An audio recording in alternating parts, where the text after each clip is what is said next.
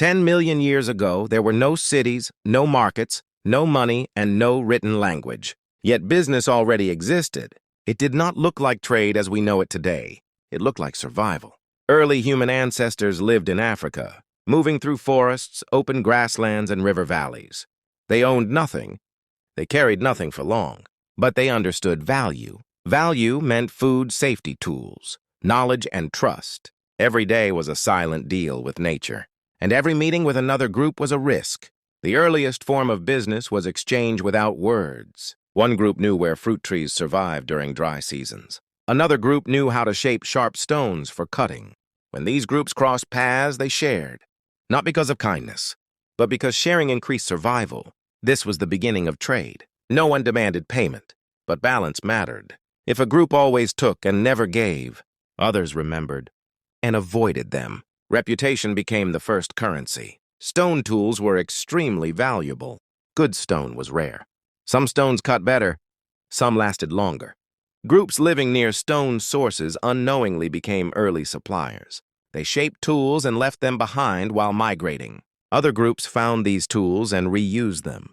Over time, remembered paths formed. Not roads, but survival routes. These paths connected water sources, food areas, and stone locations. They became the first trade networks. Food could not be stored, but knowledge could.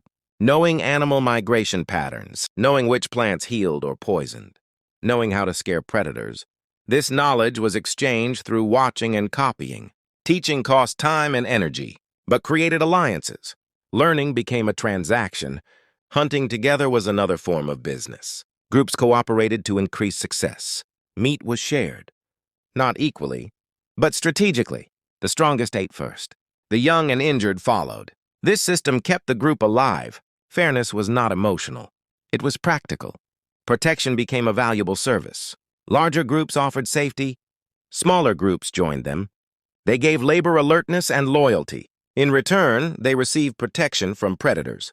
This was the earliest service economy. Leadership was not forced. It was earned. A skilled tracker, a strong defender, a wise elder. Each had value. Each provided something others needed. Time itself became an investment. Staying with a fair group increased survival. Leaving a selfish group was also a decision. Risk management already existed. Dangerous areas offered more food. Safe areas offered stability. Groups constantly calculated risk versus reward. When food was abundant, groups rested, social bonds grew, skills improved. Surplus time allowed innovation, better tools, better cooperation, better strategies. This invisible economy shaped human evolution. Over millions of years, trust became tradition. Tradition became culture. Eventually, symbols replaced memory. Objects replaced favors. Money replaced reputation. But the foundation never changed.